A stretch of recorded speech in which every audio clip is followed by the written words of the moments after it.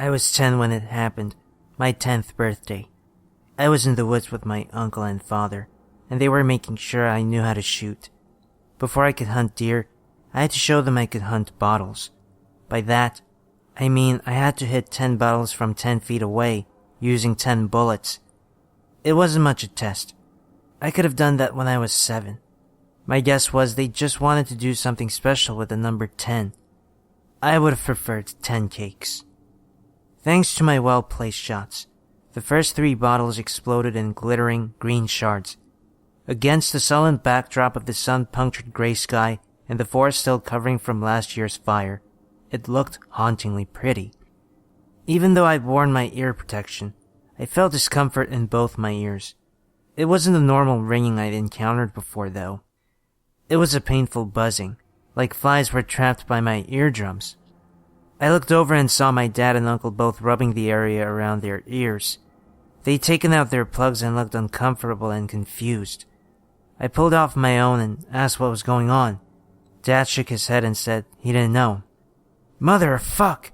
my uncle exclaimed, prompting a burst of giggles from me and a slap upside his head from my dad. But then we saw what had caused his outburst. The 7 remaining bottles were floating. They stood, motionless, 3 feet above the rocks where they'd been placed. The buzzing intensified and the 3 of us cringed. It was like a colony of bees had descended on the quiet forest. "Let's go," Dad said, grabbing my hand, and we started walking back the way we came. Then the world ended. My father and uncle were hoisted into the air. I shrieked. Their eyes grew wide with fright, and they held their rifles in death grips while pointing them in every direction in a futile attempt to threaten whatever was assailing them. I remember how my dad looked right before it happened, the instant before. One of the levitating bottles flew with impossible speed. It struck my dad in his open mouth and shattered, glass stuck inside his devastated gums, tongue, and cheeks. My uncle, now screaming, was met with the same hideous assault. Both wailed around the glass, impaling the soft tissue of their mouths while I tugged at my dad's leg, trying to pull him back to earth. 30 years later, their screams haunt me more than the sight of their blood. But blood poured. Blood gushed. In a haze of uncomprehending horror, I watched as the shards extracted themselves from the mouths of the men and began to carve. Lips were amputated. Cheeks were excised. Flesh dropped to the forest floor. The buzzing in my ears reached an unbearable level, and with a sharp cracking sound, everything went silent. Deaf. I huddled against a large tree and sobbed. I couldn't tear my eyes away from the violence. In a noiseless, surreal nightmare, I saw the glass carve their gums down to the roots of their teeth. Their heads jerked forward in a powerful movement, and teeth exploded out of their skulls and into the sky.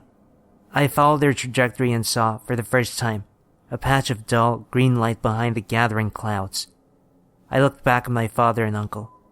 They'd stopped moving their arms and legs and trunks. The violent forward motion had to have broken their necks. My uncle's eyes gaped and darted in every direction, but my dad's were on me. They expressed pain, but something else too. It was comfort. Even in the bloodbath, he wanted me to know it would be okay. It wasn't okay. The green light intensified, and I saw the outline of something.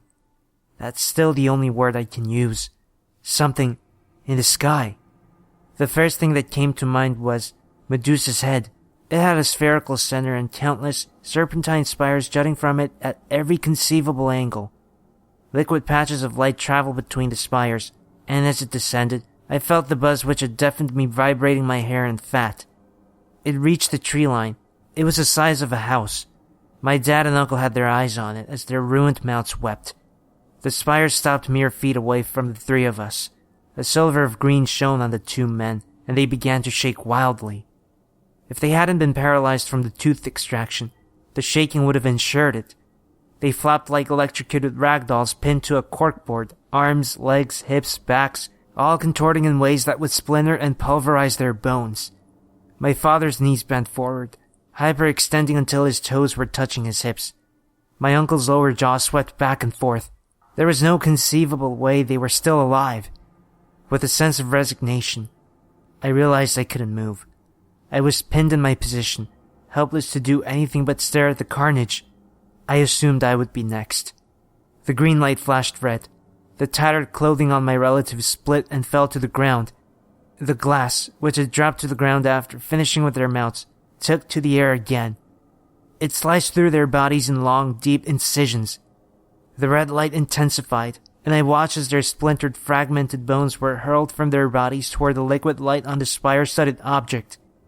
In a final, hideous act, their eyes dropped from their boneless sockets and pulped brain matter followed them. 2 motionless bags of flesh hung in the silent forest. If I passed out at that point, it wasn't for long. My eyes opened to the sight of the husks of my uncle and father being prodded by 1 spire each. Skin flopped back and forth. Any remaining blood rained onto the floor of the abattoir nouveau below them. The light had shifted from red to something else I'd never seen before. It was as if they were trapped in a beam of shadow. It wasn't perfectly black, but dark gray. Black fluid began to drip out of their skin. It puddled in the mess of blood and organs on the ground. Their flesh wounds began to close. The dripping slowed, then stopped. The bodies started to regain their original shape. My despondent resignation grew teeth as fresh fear suffused my small body. The skins were full again. The arms and legs moved, as if they were being tested. Eyes sprouted from the empty sockets and teeth filled their mouths. After a couple minutes, they looked exactly like they had before they'd been murdered. Exactly. Everything blurred after this. I remember them slowly descending to the ground. I remember their mouths moving as if they were talking to me, but in my deafness, I heard nothing. I remember trying to run, but being stopped and held against the chest of the thing who looked like my father. The twinkle of concern in his eyes was gone. I was carried through the forest to our house. I remember Mom starting at the sight of my new father and uncle entering, but then I lost consciousness. When I woke up, I was in my bed. It was the day after my birthday. As I said above, it's been 30 years. I'm still deaf. Everything continued as if nothing had happened, other than the freak accident due to a combination of a misfiring shell and my shrugging off of my hearing protection right beforehand.